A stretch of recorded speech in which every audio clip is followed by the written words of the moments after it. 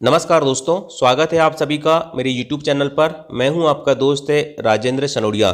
देखिए फ्रेंड्स, मैंने आपको आज सुबह एक टेस्ट पेपर दिया था साइंस का, ठीक है, जो कक्षा 7 की एनसीईआरटी का था।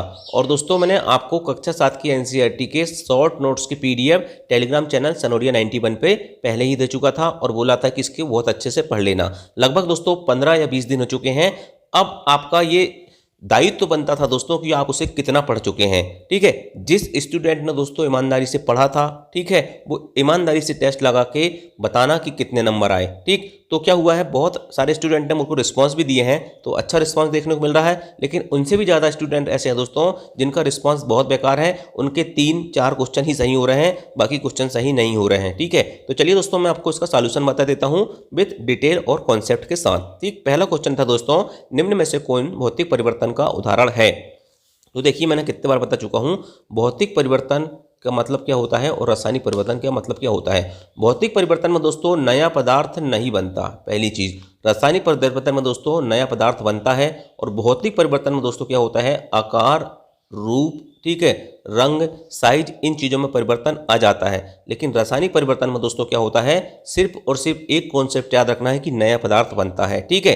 तो देखिए भोजन का पचना, हम भोजन खाते हैं दाल रोटी चावल, तो भोजन जो पचता है दोस्तों क्या होता है, नया पदार्थ बनता है ना, तभी तो हमें एनर्जी मिलती है। मतलब भोजन का पचना क्या है, रासायनिक परिवर्तन है। फलों का पकना, कच्चे फल और पक्के फल में क्या अंतर होता है, कुछ ना कुछ अंतर तो आता होगा दोस्तों, तभी तो कच्चे फल का स्वाद अलग और पक्के फल का स्वाद अलग होता है। इसलिए दोस्तों ये भी क्या है, ये भी एक रासायनिक परिवर्तन है। अंगूरों का किण्वन, अंगूरों से किण्वन मतलब दोस्तों अंगूर से क्या बनाई जा रही है, शराब बनाई जा रही है या अल्कोहल बनाया जा रहा है। तो क्या है, अंगूरों का किण्वन भी रासायनिक परिवर्तन है। लेकिन क्रिस्टलीकरण क्या होता है दोस्तों, देखिए पानी जो होता है दोस्तों, पानी के क्रिस्टल बनते हैं, तो याद रखना पानी पानी ही रहता है, नया पदार्थ नहीं बनता। सिर्फ क्या होता है दोस्तों, उसके क्या होते हैं, रंग, रूप और साइज में क्या हो जाता है, थोड़ा सा परिवर्तन आ जाता है, ठीक है। तो ये याद रखना दोस्तों, क्रिस्टलीकरण इसका राइट आंसर होता। क्रिस्टलीकरण भौतिक परिवर्तन का उदाहरण है। मैंने जो आपको पीडीएफ दिया था उसको ध्यान से पढ़ना, उसमें क्लियर लिखा हुआ है, ठीक। चलिए, केचुआ में गैस का विनिमय किसके माध्यम से होता है, मतलब श्वसन कैसे होता है। तो मैंने अब दोस्तों आपको बताया था कि आर्द्र त्वचा के माध्यम से केचुआ में गैस का विनिमय होता है। किसके माध्यम से होता है, जो उसकी आर्द्र त्वचा होती है दोस्तों उसके द्वारा। वायु नली से किसमें होता है, काकरोच में, क्लोम या गिल से मछली में, और नाक से मनुष्य कित्ता जैसे प्राणियों में, ठीक है। तो याद रखना दोस्तों, केचुआ में गैस का विनिमय आर्द्र त्वचा, option number A is right answer. Next question था, कीटों के कायांतरण की कितनी अवस्थाएं होती हैं। कीटों के कायांतरण की दोस्तों मैंने बताया था 4 अवस्थाएं होती हैं। नंबर 1 होता है दोस्तों भ्रूण, क्या होता है भ्रूण। दूसरा होता है दोस्तों डिंभ। तीसरा बताया था प्यूपा। और चौथा बताया था दोस्तों, चौथे की अवस्था में जाके पूर्ण कीट बनता है, ठीक है। तो भ्रूण बनता है, फिर डिंभ बनता है, फिर प्यूपा बनता है और पूर्ण कीट बनता है। कीटों के कायांतरण की कितनी अवस्थाएं होती हैं, 4 अवस्थाएं होती हैं। जब सेरीकल्चर यानी कि रेशम कीट पालन पढ़ रहे थे दोस्तों हमने संश्लेषित रेशे और प्लास्टिक में, तो वहां पर ये हम चीजें डिटेल में पढ़ चुके हैं। चलिए नेक्स्ट क्वेश्चन था, जब मृदा में बड़े कणों का अनुपात अधिक हो तो मृदा को कहा जाता है। तो देखिए दोस्तों, जब मृदा में बड़े कणों का अनुपात होता है अधिक, तो उसे बलुई मृदा कहा जाता है। एक चीज याद रखना, जो मृदा है ना, मृदा से भी क्वेश्चन आते हैं। जिन्होंने दोस्तों ओल्ड क्वेश्चन पेपर जब मैं पढ़ा रहा था, तो आपने क्वेश्चन देखे होंगे, तो मृदा हो, चाहे वन हो, चाहे जल हो, चाहे पवन हो, चाहे तूफान हो, चक्रवात, ये भी साइंस होती है। एक्चुअल में आप क्या समझते हो, 3 प्रकार की साइंस होती है, भौतिक विज्ञान, रसायन विज्ञान और जीव विज्ञान। आप भूल जाते हैं कि पर्यावरण विज्ञान नाम की भी कोई चीज़ होती है, ठीक है। तो याद रखना दोस्तों, पर्यावरण विज्ञान से भी क्वेश्चन आते हैं, है ना। तो याद रखना, जब मृदा में बड़े कणों का अनुपात हो तो बलुई मृदा, जब छोटे कणों का अनुपात अधिक हो तो मृण्मय मृदा, और जब दोनों बराबर हो दोस्तों, बड़े कण और छोटे कण, तो उसे कहते हैं दोमट मृदा, ठीक। चलिए नेक्स्ट क्वेश्चन है, रूमेन में आंशिक पाचन होता है जिसे कहते हैं, तो उसको दोस्तों जुगाल या कण कहते हैं। क्या कहते हैं, जुगाल या कण कहते हैं, ठीक है। जुगाली करने वाले जानवरों को क्या कहते हैं, रूमेन कहते हैं। आपने देखा होगा गाय जो होती है दोस्तों या बैल जो होते हैं, वो देखना घास खाते हैं और मुंह को चलाते रहते हैं, जिसे हिंदी में अपन गांव देहात की भाषा में पगराना कहते हैं। क्या कहते हैं, पगराते हैं, ठीक है, दांत चलाते रहते हैं। एक्चुअल में दोस्तों वो दांत नहीं चलाते हैं, वो क्या करते हैं, जो घास और भूसा होता है ना, उसको फटाफट खा लेते हैं। क्या कर लेते हैं, जल्दी जल्दी खा लेते हैं और अपने अमाशय में भर लेते हैं, ठीक है। और अमाशय में भरने के बाद दोस्तों क्या करते हैं, फिर उसको धीरे धीरे मुंह में लाते हैं और उसको चबाते हैं, ठीक है। तो याद रखना दोस्तों, ऐसे जानवर को क्या कहा जाता है, रूमिनेंट कहा जाता है। क्या कहा जाता है, रूमिनेंट कहा जाता है। इसलिए क्वेश्चन नंबर 5 का आंसर हो जाएगा दोस्तों, रूमेन में आंशिक पाचन होता है जिसे जुगाल कहते हैं या कण भी कहा जाता है, ठीक है। याद रखना दोस्तों, और जो रूमिनेंट होते हैं ना, इनके अमाशय कितने भागों में विभाजित होते हैं, 4 भागों में विभाजित होता है, ठीक है। पारभासी वस्तु है, तो भैया वस्तु 3 प्रकार की होती है। एक होती है पारदर्शी, ठीक है, एक होती है अपारदर्शी, ठीक है, एक होती है पारभासी, ठीक है, पारभासी, ठीक है, पारभासी है ना।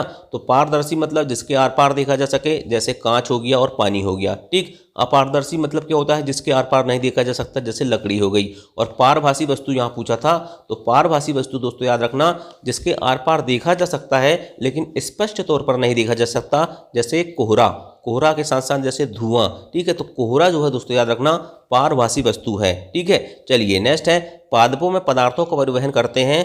ऑप्शन थे जाइलम, फाइलम, जाइलम, फ्लोएम और दोनों और कोई नहीं। तो इसका राइट आंसर क्या हो जाएगा दोस्तों, बताइए क्या हो जाएगा, आप अभी सोचिए आपका आंसर क्या होना चाहिए। तो इसका राइट आंसर होता है दोस्तों ऑप्शन नंबर सी, दोनों, ठीक है। क्या होता है, आप क्वेश्चन को अच्छे से पढ़ते ही नहीं। पादपों में पदार्थों का परिवहन बोल रहा हूं मैं, ठीक है, ना ये बोल रहा हूं कि भोजन का परिवहन बोल रहा हूं, ना कि जल का परिवहन बोल रहा हूं। देखिए दोस्तों, जाइलम जो होते हैं वो क्या करते हैं, जल का परिवहन करते हैं। किसका परिवहन करते हैं, जल और पोषक तत्वों का परिवहन करते हैं। और फ्लोएम किसका परिवहन करते हैं, फ्लोएम जो है दोस्तों ऐप से फ्लोएम और ऐप से फूड, ठीक है, मतलब भोजन का परिवहन करते हैं। लेकिन क्वेश्चन में लिखा क्या है, पदार्थों का परिवहन, तो जल भी तो पदार्थ है और भोजन भी पदार्थ है। याद रखना दोस्तों, पदार्थों में पदार्थों का परिवहन कौन करता है, दोनों करते हैं, जाइलम और phloem. Option number c is a right answer. Next question था क्वेश्चन नंबर 8, नीले लिटमस को लाल में कौन बदलता है। तो मैंने आपको एक शॉर्ट ट्रिक बताया था, अनिल, क्या बताया था, अनिल, ठीक है। अम्ल जो होता है नीले को लाल में बदलता है और क्षार जो होता है दोस्तों लाल को नीले में बदलता है, ठीक है। तो याद रखना दोस्तों, नीले के लाल में कौन बदलेगा, अम्ल बदलता है, ठीक है। चलिए नेक्स्ट था, गतिशील वायु क्या कहलाती है। तो भैया गतिशील वायु, देखो इस प्रकार के जो क्वेश्चन होते हैं ना, गतिशील वायु क्या कहलाती है, ठीक है। ये बड़े सरल क्वेश्चन दिखने में ऐसे लगते हैं, बिल्कुल छोटे से क्वेश्चन, और बहुत ऐसा लगता है कि यार ये कोई क्वेश्चन है क्या। लेकिन ये क्वेश्चन जो है ना दोस्तों, यदि आपने नहीं पढ़े हो ना, तो आपके दिमाग की बत्ती जला देंगे। मैं आपको क्लियर बताता हूँ, ठीक है। गतिशील वायु जो है दोस्तों याद रखना पवन कहलाती है। पवन क्या होती है दोस्तों, याद रखना, जहां दोस्तों उच्च दाब के क्षेत्र और निम्न दाब के क्षेत्र बनते हैं, तो उच्च दाब के क्षेत्र से निम्न दाब की ओर दोस्तों क्या होती है, वायु गतिशील होती है, उसे पवन कहा जाता है। जिस चक्रवात, आंधी, तूफान आप लगा देते कुछ भी और कहते कि हमारा आंसर गलत हो गया, और फिर कहते हो कि सर पेपर बहुत टफ आता है। चलिए नेक्स्ट क्वेश्चन और लास्ट क्वेश्चन था, पृथ्वी का फेफड़ा किसे कहा जाता है। तो पृथ्वी का फेफड़ा किसे कहा जाता है, मैंने बताया था अमेजान के जंगल को। किसको कहा जाता है, अमेजान के जंगल को दोस्तों पृथ्वी का फेफड़ा कहा जाता है, ठीक है। तो ये 10 क्वेश्चन थे, ठीक, बहुत आसान टेस्ट पेपर था, सिर्फ उन स्टूडेंटों के लिए जिन्होंने पढ़ा है, और जिन्होंने नहीं पढ़ा दोस्तों वो 3 नंबर में निपट गए। कितने नंबर में निपट गए हैं, 3 नंबर में, 3 से ज़्यादा स्कोर नहीं कर पाए, ठीक। और 3 नंबर तो दोस्तों तुक्के में आते हैं, ठीक है। तो दोस्तों ये था सॉल्यूशन, ठीक है, साइंस के टेस्ट का, ठीक है। आपके कितने सही हुए हैं कमेंट करके फिर बताना। थैंक यू, जय हिंद।